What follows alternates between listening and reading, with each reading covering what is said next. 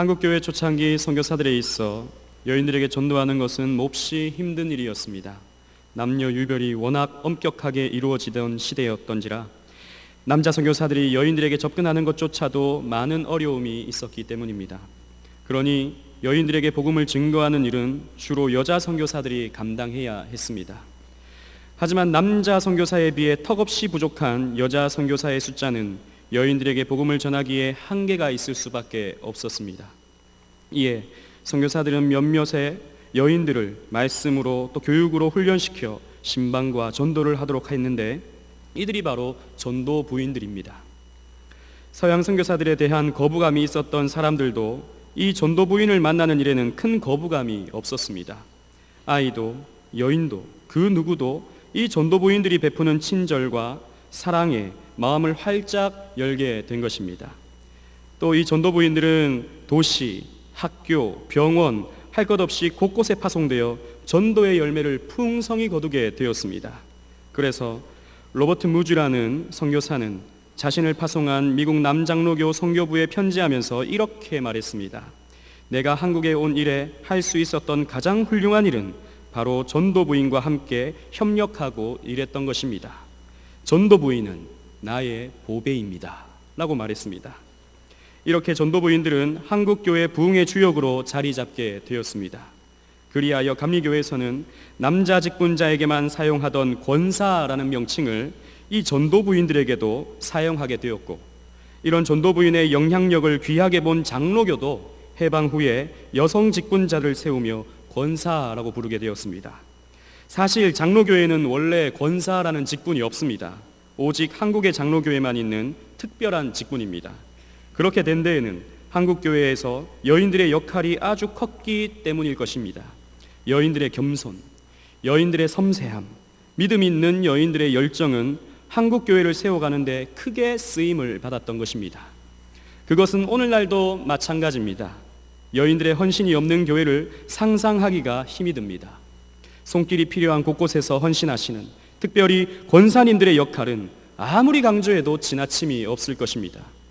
그 수고와 눈물로 우리의 교회도 튼튼히 세워지고 있는 것은 부인할 수 없는 사실입니다. 오늘 본문에도 그렇게 쓰임받았던 믿음의 한 여인이 등장합니다. 그 여인도 마찬가지로 초기 빌립보 교회를 세우는 데 큰 역할을 하며 멋지게 쓰임받았던 여인입니다. 오늘 이 여인이 어떤 점에서 하나님께 귀하게 쓰임받았는지를 살펴보면서 교회를 튼튼히 세워가는 데 쓰임받는 경향의 권사님들이 되기 위해 가져야 할 자세가 무엇인지 함께 은혜를 나누고자 합니다. 첫째로, 말씀 앞에 은혜를 받는 권사가 하나님께 쓰임을 받습니다. 우리 11절로 14절 말씀을 다 같이 읽겠습니다. 시작. 드로아에서 배로 떠나 사모드라게로 직행하여 이튿날 네아폴리로 가고, 이는 마게도냐 지경 첫 성이요 또 로마의 식민지라. 이 성에서 수일을 유하다가 우리가 기도처가 있는가 하여 문밖 강가에 나가 거기 앉아서 모인 여자들에게 말하더니 두아디라 성의 자주장사로서 하나님을 공경하는 루디아라 하는 한 여자가 들었는데 주께서 그 마음을 열어 바울의 말을 정정하게 하신지라. 아멘. 아시아로 가서 복음을 전하려 했던 바울은 하나님이 보여주신 마게도냐 환상을 보고 계획을 바꾸었습니다. 그래서 유럽으로 발걸음을 옮겼습니다. 하나님의 사인을 받은 사도 바울과 일행은 그렇게 사인을 받고 잠시도 주춤할 수가 없었습니다. 트로이 목마로 유명한 드로아에서 에게해에 위치한 작은 섬인 사모드라게를 거쳐 빌립보의 외항인 네아볼리로 이틀 만에 도착했습니다. 원래 드로아에서 네아볼리까지는 5일은 좋게 걸리는 여행길이었지만 하나님이 원하시고 또 인도하시는 항해였기 때문에 하나님이 순풍을 허락해 주셔서 굉장히 빠른 속도로 빌립보에 도착할 수 있었습니다. 바울이 도착한 빌립보는 알렉산더 대왕의 부친이었던 마게도냐의 왕 필리포스가 세운 도시입니다. 이 도시를 건설하여 자기 이름 필리포스를 따라 도시 이름을 명명했던 것입니다. 이곳은 유럽의 첫 관문으로서 역사 속에서 아주 중요한 도시로 자리 잡았습니다. 필리포스의 아들 알렉산더 대왕은 이곳에서 페르시아 군대를 격파했습니다. 이후에 로마가 이 땅을 차지하고 나서 로마에서 주도권 싸움이 일어났습니다. 저 유명한 옥타비아누스와 브루투스의 전투였습니다. 그 전투도 바로 이 빌립보에서 벌어졌습니다. 전쟁에서 승리한 옥타비아누스는 이 도시를 로마 시민권의 특권을 부여하는 속국으로 만들었습니다. 그리고 이곳을 로마의 축소판과 같은 곳, 작은 로마로 만들었던 것입니다. 그만큼 이 빌립보는 지정학적으로 아주 중요한 위치에 있었던 것입니다. 세계 정복자 알렉산더가 승리했던 곳, 세계 정복자 아우구스투스가 승리했던 곳, 이곳에, 이 빌립보에 이전과는 전혀 다른 세계 정복자, 진정한 승리자 예수 그리스도의 이름을 들고 바울과 일행은 그곳에 당도했던 것입니다. 바울은 이 빌립보에서 수일을 머물렀습니다. 그러다 안식일이 되어 기도처를 찾았습니다. 여기서 기도처란 주로 세계에 흩어져 살아가는 유대인들의 모임 장소를 말합니다. 디아스포라 공동체인 유대인들은 안식일이 되면 모여서 구약 성경을 낭독하고 기도하였습니다. 10명 이상이 모이는 곳은 회당을 지었지만 10명 미만이 되는 곳은 조용한 장소를 택하여 이렇게 기도처와 같이 모임을 갖곤 했던 것입니다. 바울은 전도할 때마다 주로 유대인들이 모여있는 회당이나 기도처를 찾아 그곳에서 유대인들을 대상으로 전도하였습니다. 그래서 구약 성경의 모든 말씀들이 어떻게 그리스도와 연결되는지를 풀어 설명했던 것입니다. 그래서 바울로 말미암아 유럽에 흩어져 살아가는 수많은 유대인들이 회심하여 예수를 믿게 된 것입니다. 이 빌립보는 유대인들의 숫자가 지극히 적었던 것 같습니다. 그래서 바울은 회당을 찾지 못하고 기도처를 찾고 있었던 것입니다. 수소문 끝에 빌립보 성문 밖 조용한 강가에서 기도처를 찾았습니다. 바울은 그곳에서 몇 명의 여인들을 만날 수 있었습니다. 바울은 매번 그러했던 것처럼 그들에게 복음을 증거했습니다. 이 여인들 중에는 루디아라는 여인이 있었습니다. 성경은 두아디라 성의 자주장사로서 그녀를 설명하고 있는데, 두아디라 성은 자주색 물을 들인 옷감을 파는 곳으로 유명한 곳이었습니다. 이 루디아도 이런 옷감을 파는 일을 하고 있었던 것입니다. 특히 이 자주색 옷은 당시 귀족들이 입는 옷으로서 꽤 비싼 옷인 것을 보았을 때 이런 귀족들을 상대하고 판매했던 루디아는 상당한 재력이 있었던 것 같습니다. 아무튼 루디아는 두아디라 성이나 이곳의 유대인들로부터 하나님에 대해서 알게 되었고 또 하나님을 공경하게 된 것입니다. 루디아는 바울이 선포하는 하나님의 말씀을 들었습니다. 아주 집중하여 들었습니다. 아마도 바울은 예수님의 가르침대로 구약 모세의 글과 시편과 선지자의 글이 그리스도를 향하여 기록된 것이라는 것을 분명하고도 확실하게 전했을 것입니다. 그때 루디아의 마음이 열렸습니다. 루디아 스스로 연 것이 아니라 주께서, 하나님께서 그녀의 마음을 열어버리신 것입니다. 루디아는 성령의 조명하심 가운데 구약 성경의 진정한 의미를 알게 된 것입니다. 그래서 그 말씀을 계속하여 청종할 수밖에 없었습니다.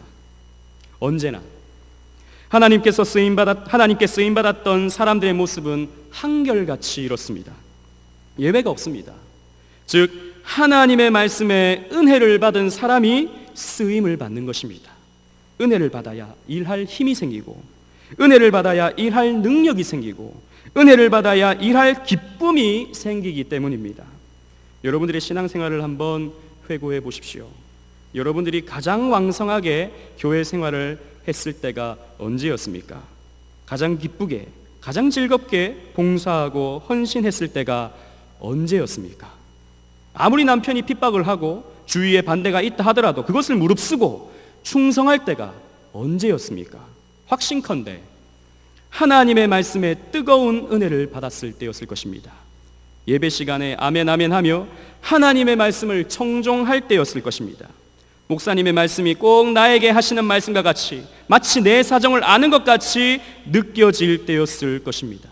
수요 예배, 금요밤 기도회, 주일밤 예배 거르지 않고 나와서 초롱초롱한 눈빛으로 강단을 지켜보고 있었던 그때가 가장 왕성하게 하나님의 일을 감당했을 때였을 것입니다. 반면에 은혜를 받지 못하는 사람들은 거의 대부분 말씀에 집중하지 못합니다. 말씀이 선포될 때 머릿속은 온갖 세상 일들로 가득 채워져 혼란스러워집니다. 그것이 아니면 졸기 일수입니다.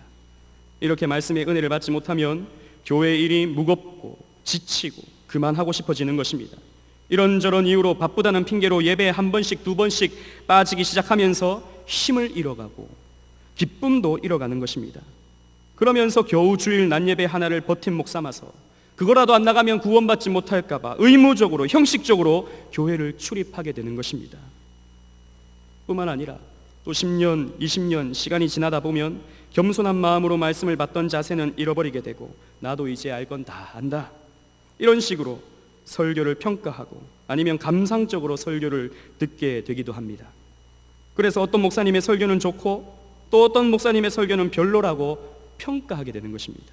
물론 설교자 개개인의 인격적인 면은 차이가 있을 수 있지만 선포되는 말씀이라면 하나님의 말씀으로 들어야 하는데 하나님의 말씀을 도대체 누가 평가할 수 있단 말입니까? 그런 자세로는 결코 하나님의 은혜를 체험할 수 없는 것입니다. 이렇게 신앙생활을 하면 무슨 재미가 있겠습니까? 이렇게 신앙생활을 하면 무슨 힘이 나겠습니까? 그렇게 말씀 듣는데 어떻게 은혜를 받을 수 있겠습니까? 또 그렇게 은혜를 받지 못하는데 무슨 짐을 질 수 있겠으며 무슨 일을 할 수가 있겠습니까? 밥을 먹고 소화를 못 시키고 있는데, 아니 밥을 먹지 않는데 무슨 힘이 나겠습니까? 못하는 것입니다. 안 하는 것입니다. 그만하고 싶은 것입니다. 제가 예전에 신방 사역을 할 때 예전에는 참 열심히 하다가 이제는 예배 정도만 나오는, 주일 낮 예배 정도만 나오는 오래된 권사님을 만나 신방한 적이 있었습니다. 이 자리에는 안 계십니다. 그분이 하신 말씀 중에 기억나는 말이, 목사님 저는 옛날에 큰 은혜를 받아서 또 옛날에 일을 많이 해서 지금은 좀 쉬어도 괜찮습니다, 그렇게 말씀하는 걸 들었습니다. 여러분, 그것이 어떻게 괜찮은 일입니까? 은혜는 과거에 받는 것으로 만족하는 것이 아니라 은혜는 지금도 내일도 내 삶에 꼭 필요한 것입니다. 그것이 아니면, 그것이 없으면 우리는 영적으로 메말라가고 죽을 수밖에 없는 것입니다. 그래서 중요한 것은 늘 말씀 앞에 앉아 있는 것입니다. 우리는 본질상 진노의 자녀인지라 조금만 방심하면 죄에 팔려갑니다. 그래서 늘 하나님 말씀 앞으로 우리는 나아가야 하고, 그 말씀으로 우리를 돌아봐야 하고, 하나님 말씀으로 우리는 힘을 얻어야 하고, 하나님 말씀으로 우리가 어떻게 살아야 할지를 다짐해 가야 하는 것입니다. 그래서 주일밤 예배, 수요밤 예배, 구역 예배, 말씀이 선포되는 자리에는 나와야 하고, 교구의 젊은 목사님, 새파랗게 젊은 강도사님이 와서 말씀을 전할 때에도 그 사람을 보는 것이 아니라 하나님이 나에게 말씀하신다는 믿음을 갖고 말씀 앞에 앉아야 하는 것입니다. 그럴 때 하나님은 여러분들의 마음을 여시고 깨달음을 주시고 위로를 주시고 권능을 주셔서 하나님의 일을 넉넉히 감당할 수 있는 성도 권사가 되게 해 주시는 것입니다.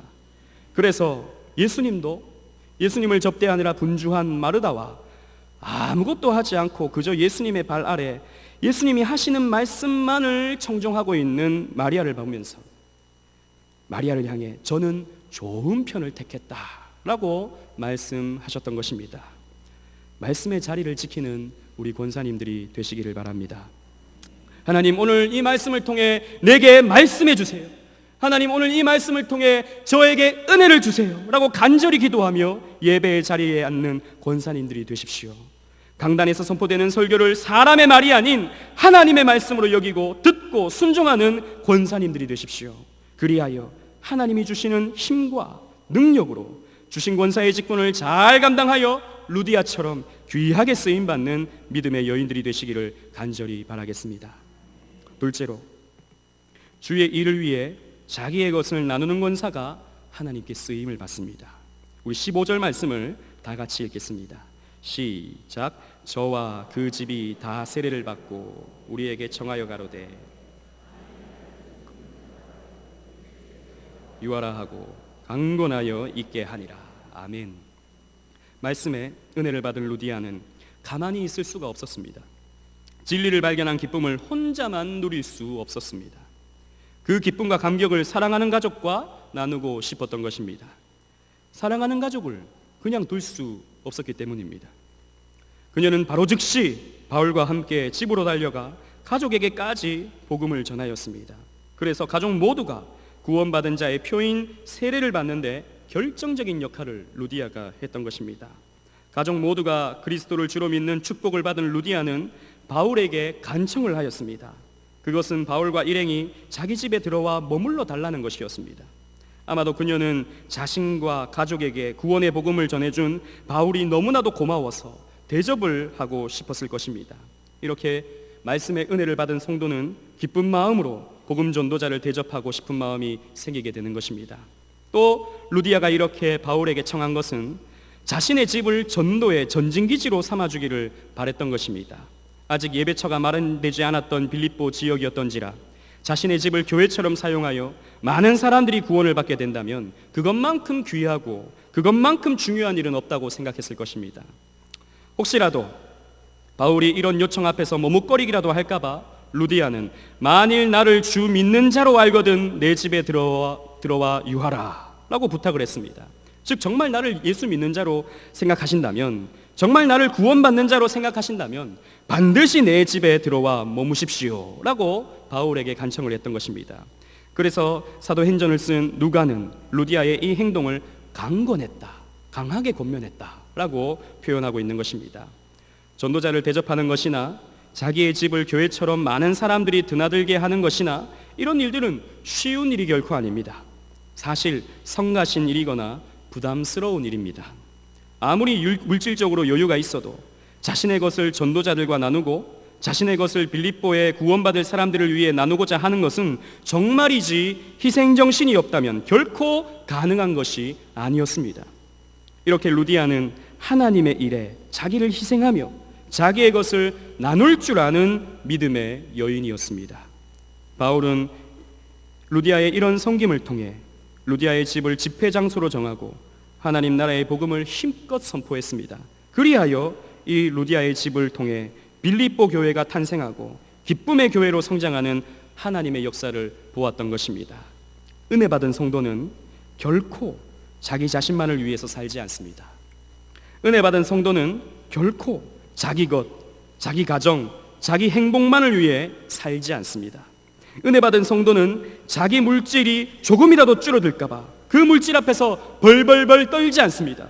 사도행전 4장 32절에 초대교회 모습을 이렇게 설명합니다. 믿는 무리가 한 마음과 한 뜻이 되어 모든 물건을 서로 통용하고 제 재물을 조금이라도 제 것이라 하는 이가 하나도 없더라. 은혜 받은 성도는 기꺼이 하나님을 위해, 교회를 위해 내어놓을 줄 아는 것입니다. 그래서 전도자들을 섬기고 교회에 이곳저곳 필요한 곳에 자기의 것을 나누어 주게 되는 것입니다. 우리 경양교회 부목사님들은 사역을 하면서 대부분 살이 찝니다. 저도 경양에서 사역하면서 무려 10kg나 쪘습니다. 담임 목사님께서는 한 번씩 살 안 찌는 남자 교역자는 사역 제대로 안 하는 것이다 라고 이렇게 진담 반 농담 반 하기도 하십니다. 부목사님들이 이렇게 살찌는데 결정적인 역할을 하시는 분들이 바로 누구겠습니까? 바로 우리 교회 권사님들입니다. 우리 권사님들 얼마나 우리 목사님들을 잘 대접하십니까? 부목사님들이 신방을 간다고 하면 정성을 다해 식사를 대접하십니다. 그래서 먹으면서 권사님 너무 맛있어요. 그러면 밥 한 공기는 자동으로 나옵니다. 더 나옵니다. 사실 어떨 때는 이렇게 전한 말씀보다도 제가 잘 먹는 모습에 더 많은 은혜와 격려를 받으시는 것 같기도 합니다. 심지어는 어떤 권사님은 예전 목사님과 비교하면서 예전 목사님은 3공기나 먹는데 목사님은 시원찮다면서 불편한 마음을 이렇게 말로 표현하기도 하고 아쉬워하시기도 하십니다. 그러나 우리는 최선을 다해서 먹죠. 우리 목사님들은 정말 최선을 다해서 먹습니다. 억지로 먹는 것은 결코 아닙니다. 오해하지 마십시오. 억지로 먹는 것이 아니라 그 대접이 너무나도 정성스러워서 또 감사해서 기쁘게 최선을 다해서 먹는 것입니다. 사실 신방 한 번을 위해 음식을 준비하시는 그 시간은 얼마나 많이 들어가겠습니까? 집을 청소해야 하고 장을 봐야 하고 음식을 손수 만들어야 하고 얼마나 성가신 일이 되겠습니까? 그런데 왜 우리 권사님들이 그렇게 정성껏 목사님들을 잘 대접하시는 것이겠습니까? 왜 교구 강도사님을 위해 수고를 마다하지 않는 것이겠습니까? 말씀 맡은 전도자이기 때문입니다. 잘나서가 아니라 능력이 있어서가 아니라 하나님의 말씀을 가지고 온 전도자이기 때문에 그렇게 극진히 대접하시는 것입니다. 교역자들에게 이 정성의 대접함으로 교역자들이 힘을 얻고 용기를 얻어서 하나님과 교회를 위해 힘써 일하라는 메시지가 그 대접 속에, 그 정성의 대접 속에 담겨 있는 것이 아니겠습니까? 갈라디아서 6장 6절은 이렇게 말합니다. 가르침을 받는 자는 말씀을 가르치는 자와 모든 좋은 것을 함께 하라. 이런 의미에서 전도자들, 교역자와 선교사님들을 잘 대접하는 것은 너무나도 중요한 일입니다. 제가 그런 대접을 받고 싶어서 이런 말을 드리는 것이 아니라 그것이 성경의 원리이기 때문입니다. 전도자들이 오직 말씀과 기도에 전무하도록 자신의 것을 나누는 것은 성도의 중요한 책무인 것입니다. 또 우리 교회 권사님들은 자신의 것을 나누는 분들이 참 많습니다. 그 가운데 세소식반 방제공을 하는 권사님들이 적지 않습니다. 제가 예전에 교구 사역을 할 때 어느 권사님은 연세가 드셔서 무릎이 아파 청소하기도 너무 힘드신데도 방을 계속 제공하셨습니다. 그 권사님은 제가 지금 나가서 전도를 하겠습니까? 아니면 아이들을 제가 가르치겠습니까? 제가 할 수 있는 것은 이 방 제공하는 것 이것밖에 없습니다 라고 말씀하시면서 계속 이렇게 방을 제공하셨습니다. 생각해 보십시오. 아이들이 우하고 들어왔다가 우하고 나가면 집이 얼마나 지저분해지겠습니까? 또 그러다 보면 손볼 것이 얼마나 많아지겠습니까? 그런데 나의 집에 왔다가 한 아이라도 예수를 믿게 된다면, 우리 집에 선포된 말씀으로 한 아이의 부모님이 교회로 등록하게 된다면 그것만큼 값지고 보람이 있는 일이 또 어디에 있겠습니까? 그러니 루디아처럼 기꺼이 자신의 집을 전도의 초소로 내어놓는 것입니다. 그것이 하나님의 일이기에, 하나님이 기뻐하시는 일이기에, 누군가는 해야 하는 일이기에 그렇게 하시는 것입니다. 뿐만 아니라 세소식반이 개강하면 교구의 봉사자들을 위해서 식사를 대접하는 권사님들, 교구에 이런저런 모임이 있을 때 봉사하시고 수고하시고 찬조하시는 우리 권사님들, 교회 장례가 날 때마다 새벽잠을 마다하지 않고 권사 차량대로 봉사하기 위해 장례식장으로 달려오는 우리 권사님들, 단기선교나 SFC 행사 때마다 기억하시고 찬조하셔서 아무런 문제 없이 모든 행사가 잘 진행되도록 도와주시는 우리 권사님들, 이런 권사님들의 나눔이 있기 때문에 교구가 돌아가고, 권사님들의 섬김이 있기 때문에 SFC와 같은 교육기관이 돌아가고, 권사님들의 사랑이 있기 때문에 장례를 당한 가정이 위로를 받고, 권사님들의 헌신이 있기 때문에 교회가 평안히 성장하여 하나님께 영광을 올려드릴 수 있게 되는 것입니다. 그러므로 자기의 물질을, 자기의 시간을, 수고를 나눌 줄 아는 권사님들이 되시기를 바랍니다. 루디아처럼 전도자를 잘 대접하고 교회의 성장을 위해 자신의 것을 기쁘게 나눠줄 줄 아는 권사님들이 되셔서 앞으로 경향이 더욱 부흥하고 성장하는데 귀하게 쓰임받는 우리 권사님들이 되시기를 간절히 바랍니다. 사랑하는 경향의 성도 여러분, 그리고 오늘 헌신하시는 경향의 권사님들 여러분, 권사는 결코 계급이 아닙니다. 성도 위에 집사가 있고, 집사 위에 장립집사와 권사가 있고, 그 위에 장로와 목사가 있는 것이 아닙니다. 그렇게 직분을 계급화시켜 놓은 것이 바로 로마 가톨릭입니다. 그러므로 나이가 들었으니까, 서리 집사로 불리면 섭섭하니까 승진하는 마음으로 권사를 받는 것이 결코 아닙니다. 각 직분은 하나님 앞에서 다 동등합니다. 성도요, 집사요, 권사요, 장로요, 목사는 하나님 앞에서 다 똑같은 대우를 받습니다. 다만 교회 안에서 하는 일이 다르고 교회 질서를 위해서 각각의 직분이 존재하는 것일 뿐입니다. 다시 말해서 권사는 계급이 아니고, 권사는 명예도 아니고, 권사는 일하는 직분이다 라는 것입니다. 우리 교단 헌법에는 권사의 직무를 이렇게 설명합니다. 교회 정치 3장 2항에 당회의 지도대로 교인을 신방하되 특히 병자와 시험 중에 있는 자와 연약한 교인을 돌아보아야 한다 라고 기록되어 있습니다. 권사는 성도를 돌아보는 일을 하는 직분입니다. 특히 병자, 시험에 든 자, 연약한 성도들을 돌아보는 일을 해야 하는 것입니다. 일해야 하는 것입니다.